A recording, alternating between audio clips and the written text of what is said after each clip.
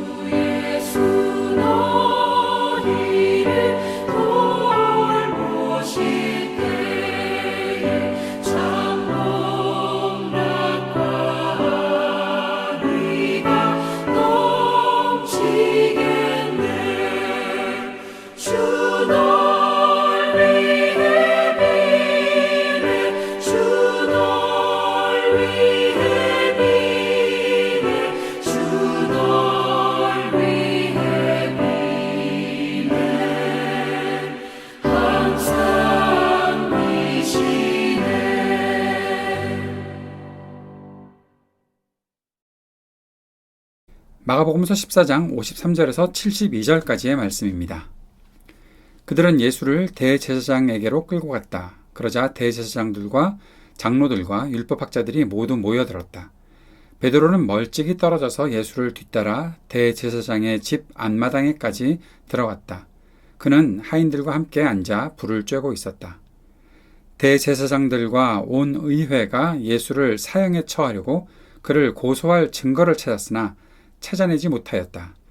예수에게 불리하게 거짓으로 증언하는 사람이 많이 있었지만 그들의 증언은 서로 들어맞지 않았다. 더러는 일어나서 그에게 불리하게 거짓으로 증언하여 말하기를 우리가 이 사람이 말하는 것을 들었는데 내가 사람의 손으로 지은 이 성전을 허물고 손으로 짓지 않은 다른 성전을 사흘 만에 세우겠다 하였습니다. 그러나 그들의 증언도 서로 들어맞지 않았다. 그래서 대제사장이 한가운데 일어서서 예수께 물었다. 이 사람들이 그대에게 불리하게 증언하는데도 아무 답변도 하지 않소? 그러나 예수께서는 입을 다무시고 아무 대답도 하지 않으셨다. 대제사장이 예수께 물었다. 그대는 찬양을 받으실 분의 아들 그리스도요? 예수께서 말씀하셨다. 내가 바로 그이요. 당신들은 인자가 전능하신 분의 오른쪽에 앉아 있는 것과 하늘의 구름을 타고 오는 것을 보게 될 것이요. 대제사장은 자기 옷을 찢고 말하였다. 이제 우리에게 무슨 증인들이 더 필요하겠소? 여러분은 이제 하나님을 모독하는 말을 들었소. 여러분의 생각은 어떠하오?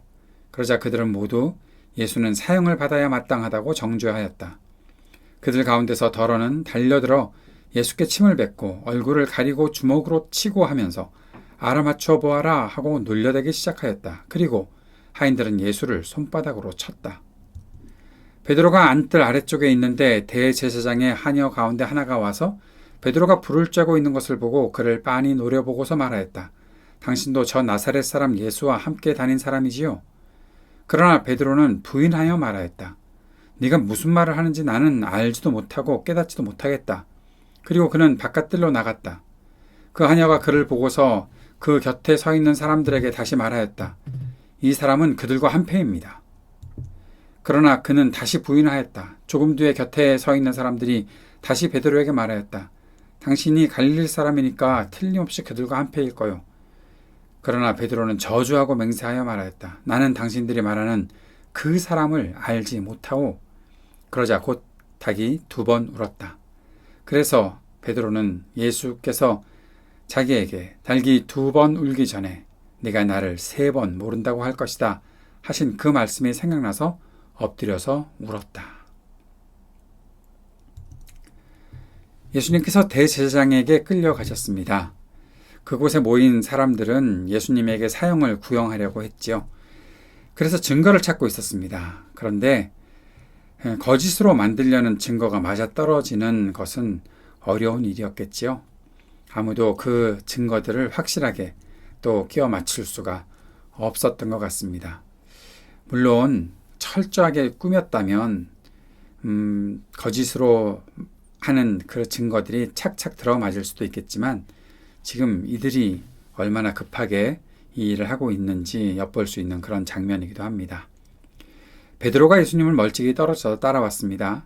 다른 복음서에서는 요한으로 추정되는 제자 요한이 베드로를 데리고 예수님이 신문 받으시는 이 대제사장의 집 안뜰까지 들어갔다라고 말하고 있죠. 그런데 베드로가 멀찍이 떨어져 있었다. 다른 복음서에서도 그렇게 말씀하고 있습니다. 문을 들어가는데 베드로가 문 앞에서 머뭇거리다가 지금 앞에 먼저 들어간 요한과는 거리가 멀어졌다는 것이죠. 그렇게 멀찍이 떨어져 있었습니다. 베드로는 예수님께서 신문 받으시는 곳까지 갔는데 예수님을 그저 지켜보고만 있었고 다른 하인들과 같이 불을 쬐고 있었습니다. 왜 예수님으로부터 멀찍이 떨어질 수밖에 없었을까요? 생각해 볼 수 있게 하는 장면이지요. 오늘 이어지는 베드로의 예수님을 부인하는 그 일과 이 일이 어떻게 연결이 되어 있는지 한번 잘 살펴볼 수 있었으면 좋겠습니다. 예수님을 고발하는 사람들은 거짓 증언을 하지요. 그들은 자신들이 잘못 이해한 것이 하나 있었는데 예수님께서 성전을 허물고 사흘 만에 세우겠다. 예수님께서 그것을 무엇을 가리켜서 하신 말씀인지 이들은 전혀 모르고 성전을 하려고 그랬다. 자신들의 신앙의 중심, 그 예루살렘 성전을 헐어버린다? 그것은 우리의 모든 신앙 체계를, 하나님의 백성인 우리들을 무너뜨리려는 그런 구실을, 그런 일들을 하겠다라고 한 것이다 라고 하면서 말도 되지 않게 사흘 만에 세우겠다라고 그렇게 얘기했지만 그것도 예수님께서 말씀하신 그 의도를 모르니 이들이 그 말을 맞출 수도 없었던 것 같습니다. 사람들의 고발과 거짓 증언에 예수님께서는 아무런 대답도 하지 않으셨죠. 거기에 대해서 대제사장이 왜 아무 대답도 하지 않느냐 그랬는데 우리는 분명히 압니다. 거짓에 대해서 예수님께서 대꾸할 가치를 못 느끼셨던 것이죠. 예수님께서는 그러나 진실을 묻는 것에는 분명하게 답을 하셨습니다. 나는 그리스도다. 네가 그렇게 말했다. 라고 말씀하시죠. 그리고 사람들이 인자가 하나님 오른쪽에 앉아 있는 것과 구름 타고 다시 오는 것을 볼 것이라고 그 일들을 증언하십니다. 예수님께서 하나님께서 보내신 그리스도라고 그렇게 답을 하시니 대제사장은 이때다 싶어서 예수님께서 하나님을 모독했다고 하면서 사형이 마땅하다라고 이야기합니다. 그러자 사람들은 예수님을 때리고 눈을 가리고 때리고 누군지 맞춰보라고 하는 그런 놀림까지 하고 있습니다. 대제사장과 사람들은 예수님이 하나님을 모독했다고 했지만 사실 그들이 지금 하나님을 모독하고 있는 것이죠. 하나님이신 예수 그리스도를 모독하고 있는 것입니다. 드디어 베드로가 예수님을 모른다고 부인했습니다. 우리가 읽은 새 번역에서는 베드로 옆에 서 있던 사람들이 너도 한패다 그렇게 하면서 눈을 흘기고 째려보고 그렇게 베드로를 굉장히 잡으려는 그러한 시도를 하고 있는 것처럼 보이지만 그렇지 않을 수도 있을 것이다 추측을 할 수 있습니다. 같이 왔죠? 같은 무리 중에 한 사람이죠? 당신 갈릴리 사람인데 분명히 그렇지 않습니까? 라고 그렇게 물을 수 있는 것인데 지금 예수님이 이 잡혀 있는 것 속에 자기가 무슨 불이익을 당할까 베드로는 걱정해서 결국에는 예수님을 모른다고 저주하여 맹세하고 절대로 모른다고 그렇게 했었습니다. 결국 그렇게 자신은 죽어도 예수님 떠나지 않겠다고 했던 베드로가 결국에 자신이 했던 말을 지키지 못했던 것이죠. 그리고 달기 울었습니다. 예수님께서 하신 말씀을 생각하게 되었던 거죠. 오늘 본문들을 쭉 읽어가면서 먼저 우리가 생각해 보는 것은 예수님을 고발하는 사람들이 예수님을 죽이려고 얼마나 조급하게 일을 꾸몄는지 알 수 있는 장면이 나타나 있습니다. 예수님을 죽일 만한 증거를 찾지 못했던 것인데 6월절이 되기 전에 예수님을 빨리 잡아서 사형을 언도하려고 그렇게 했으니 얼마나 많은 증거들이 불충분했고 또 거짓으로 증거를 만든다고 하더라도 그것이 얼마나 맞아떨어지지 않았는지 보일 수 있게 되죠. 조급하면 쓰레기를 만든다고 했었는데 바로 이들은 그렇게 조급하게 거짓으로 예수님을 고발할 수밖에 없었고 그러나 마땅한 증거도 찾지 못했던 것입니다. 거짓은 진실과 진리를 결코 이길 수 없습니다. 이기는 것처럼 보이겠죠. 그러나 반드시 무너지는 것이 거짓입니다. 그래서 거짓에 매달려 있으면 같이 파멸하게 되는 것입니다. 거짓으로 내가 조금 살아남을 수 있겠다 싶은 생각이 들더라도 반드시 거짓은 다 무너지게 되어 있습니다. 세상의 모든 악과 거짓은 진리신 주님 앞에서 또 진리를 따르는 그리스도인들 앞에서 모두 무너지게 될 것입니다. 베드로의 모습을 잠시 생각해 보면서 주님을 따른다고 했지만 결국 약한 모습을 가지고 있었던 것이 베드로지요. 우리도 똑같지요. 주님을 따른다고 성경 말씀을 읽을 때는 뭔가 강한 모습처럼 보이지만 결국 세상이 우리 눈앞에 딱 나타나면 그 속에 겁에 질려서 아무것도 하지 못하는 모습이 우리 안에 있죠. 주님을 따르겠다고 길은 떠났는데 복잡한 계산을 하면서 거리두기를 하고 있는 모습이 우리의 현실이 아닐까. 베드로와 똑같은 모습이 우리에게 있지 않나 싶습니다. 그러나 결코 좌절하지 않는 것이 그 이유가 있죠. 우리가 주님의 은혜와 섭리 안에서 울리는 그 달개의 울음소리, 그 소리가 우리들에게 있을 것을 알기에 우리가 오늘 좀 약한 모습을 보였지만 더 이상 좌절하지는 않는 것입니다. 주님은 우리가 깨닫고 돌아설 수 있는 기회를 열어주시는 분이시죠. 사랑하는 여러분, 열정과 신념에 그것을 가지고 일을 이루려고 일어나 걷다가 어느 날 갑자기 좌절하게 되었을 때, 이제는 끝이라고 생각했을 때 베드로의 귀에 들렸던 달개 울음소리가 우리에게도 다양한 소리와 모습으로 나타날 것을 기대할 수 있는 것, 그것이 우리 믿음의 삶이고 우리를 지켜주시는 우리 주님의 모습입니다. 그 마음 품고 주님 앞으로 가까이 나아가고 기도하는 우리가 되었으면 좋겠습니다. 함께 기도합시다. 진실과 진리가 이길 것을 확신하고 모든 거짓과 악에서 벗어나게 하옵소서. 기도합시다. 하나님 나라 복음의 일에 쓰임받으며 살게 하소서. 세상의 모든 분열과 다툼, 전쟁과 고통이 그치게 하시고 평화의 세상을 일구게 하소서.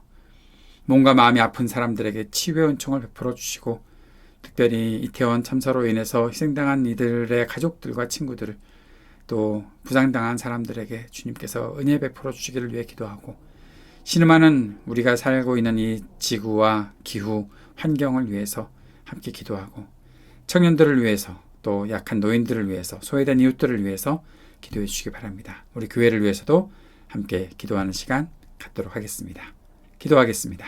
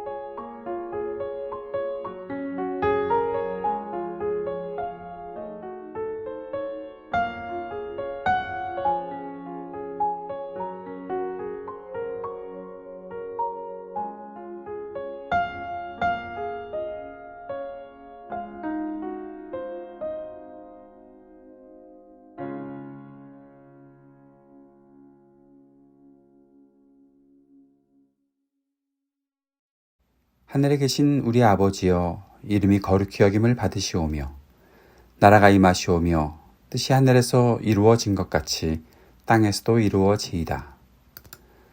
오늘 우리에게 일용할 양식을 주시옵고 우리가 우리에게 죄 지은 자를 사하여 준 것 같이 우리의 죄를 사하여 주시옵고 우리를 시험에 들게 하지 마시옵고 다만 악에서 구하시옵소서. 나라와 권세와 영광이 아버지께 영원히 있사옵나이다. 아멘.